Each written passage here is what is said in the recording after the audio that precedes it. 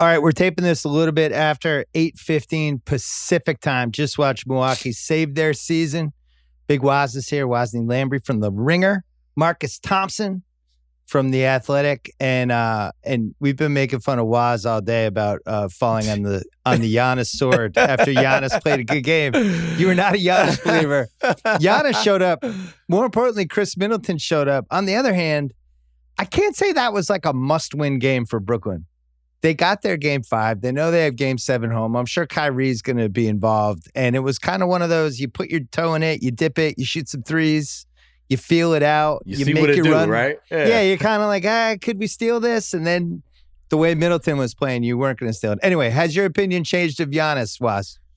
I don't have a bad opinion of Giannis. The thing is, they got stops, and so you can get out and you were ready to cut his head off. Come on, that's not the case. They got stops. Giannis could operate in transition, which is where he's best at. That's peak Giannis when he's in transition. And more importantly, when they had to play in the half court, Chris Middleton was ridiculous. You know, he dropped 38 points on something like 16 shooting attempts. So, you know, when Chris Middleton is playing like that, yeah, Milwaukee looks like a really incredible team. You know why Chris Middleton could play like that? You know why? Giannis took 0 threes. Giannis is not, he ain't a punk, man. He ain't going out like that. He saw y'all talking about him crazy. He was like, all right, I got you. Let's go. 20 shots, under control, 17 rebounds. Like, Giannis is like, yo, y'all not about to play me out here like I'm Pandemic P or something. Oh, that's right. You can't even say that anymore. You better recognize Giannis a G, man. Come on. 2 things. So Giannis doesn't shoot any threes. And Coach Bud basically drops down to 6.5 guys in this game. Yep. He plays, for his bench guys, Connaughton played 22, Forbes played 11. Nobody else played, really. And they got nothing from their bench. They got 4 points total. But I think the Bucks kind of finally realized who they were. They're like, we have 6 guys. Giannis shouldn't shoot threes. And if Chris Middleton isn't good, we're not going to beat anybody. Why is Bobby Portis out? I don't understand that. That's it. Bobby, they put him on ice. They must have seen something in. Like, I just think they just wanted to, if they were going down, they were going down with their best 5, basically. That was my takeaway. What was like, Bud was still Bud, right? He was still in the way, right? He was still hating. And I think you're right. I mean, Bill, you could tell how they were playing. The Brooklyn was like, if we get it, we get it. But if not, like, we headed back. So they kind of got, I don't want to say lucky. There was a moment where this was about to get tight. It was teetering. And then we would have really seen. But like you said, Chris Middleton saved him. He didn't save him in a traditional way. He saved them from needing to be saved, which is how they needed to go out. That's actually how Philly needs to get it, right? Like, they don't need a close game.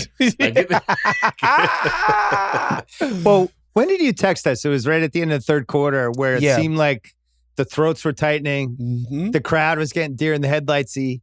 And then Middleton made 3 plays in a row and kind of staved it off a little bit. And after that, they felt safe. But he was the key tonight. And if you're looking at, like, we were going to do trade roulette heading into this offseason with all these disappointing teams, right? It was going to be Middleton, Tobias Harris, CJ McCollum, Ben Simmons, all the people who let down a franchise. And Middleton might have been thrown in there. So at least he staved that off. What else did you see from the game, Wes? Well, Harden can't move, right? And so Doris pointed it out on the broadcast. It was a 26-4 advantage in transition. So, like, Brooklyn is playing the entire game in half court where their second best guy can't dribble by anybody. He's extremely limited. All he could do is go to the step back and pray that they call the 3 on the nonsense shots when he falls down all the time. So in half court, it's like KD or you're dead. They have nothing in half court, and Harden can't run, so they can't do anything in transition, right? And so that's what I saw on the Brooklyn side.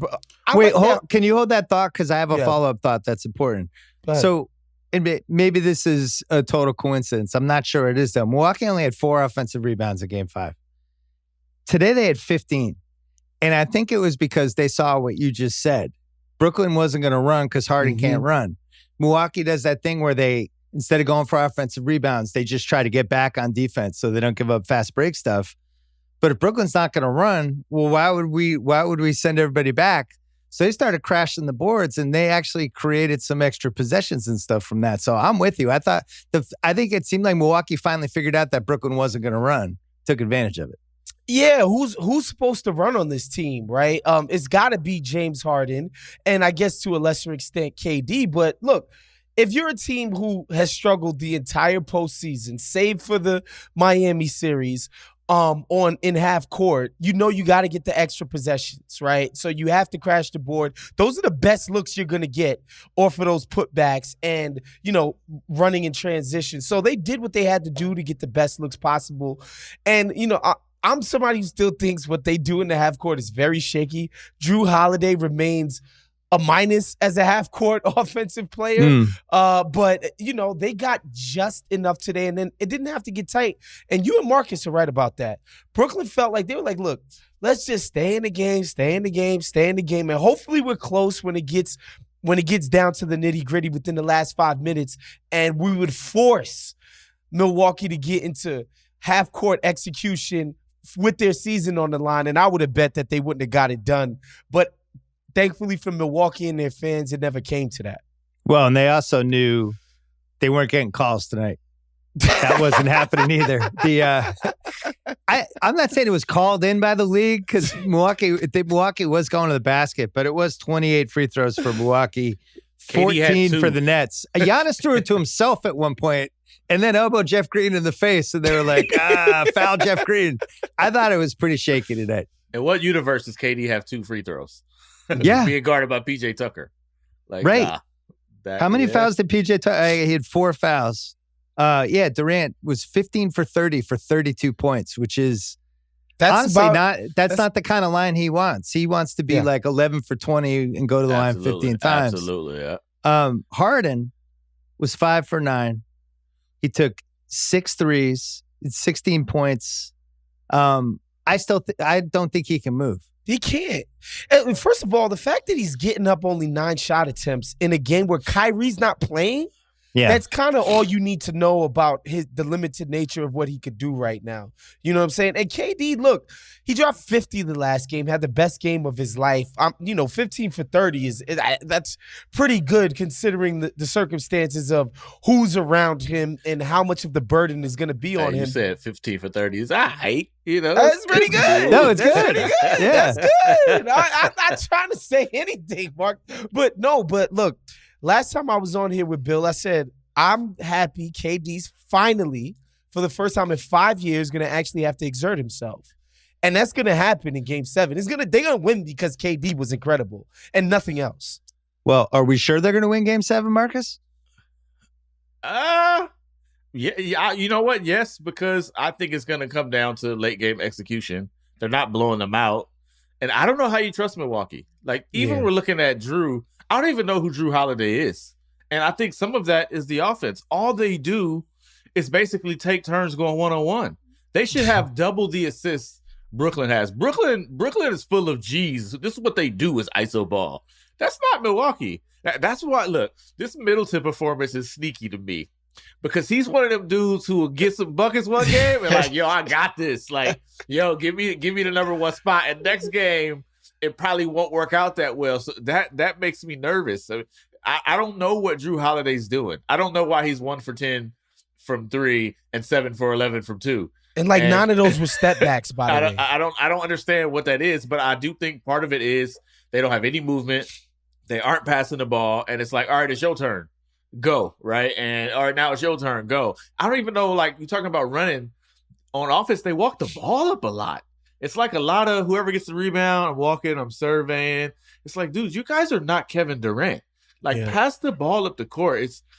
I don't trust this team in a close game where the other guy is Kevin Durant. I don't know if I can trust them in that situation. Well, think about this. They scored 104 points today. 89 of them came from 3 guys. Jeez. Oh, so, man.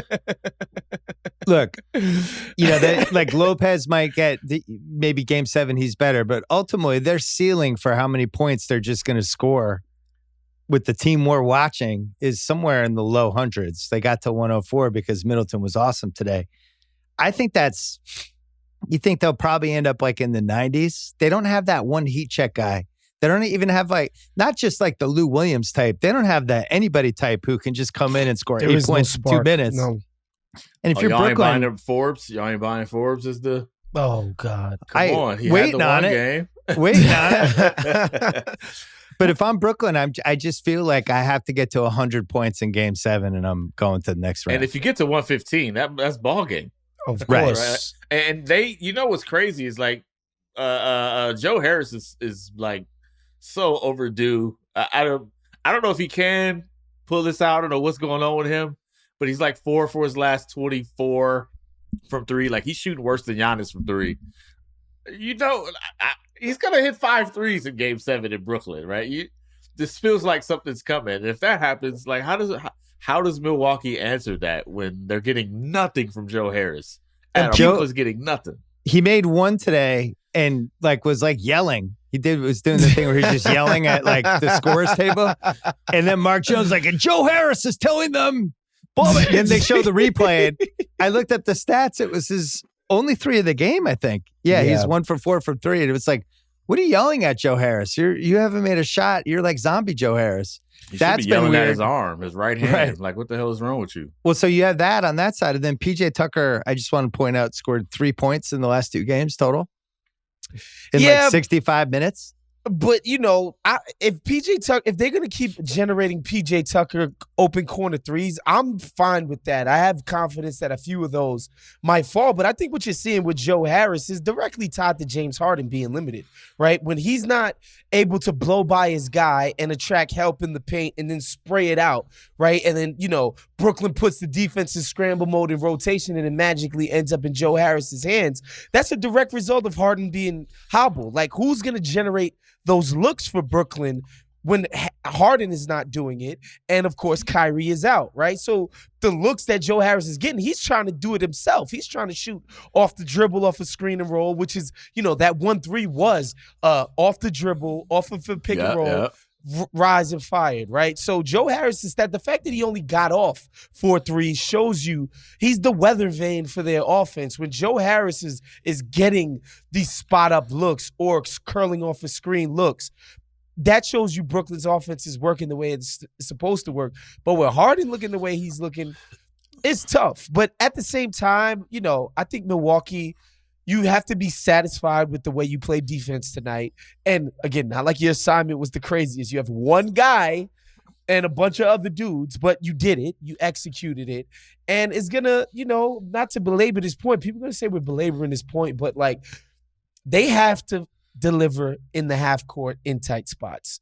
And oh, Lord. If I'm a Milwaukee fan, that makes me just very scared.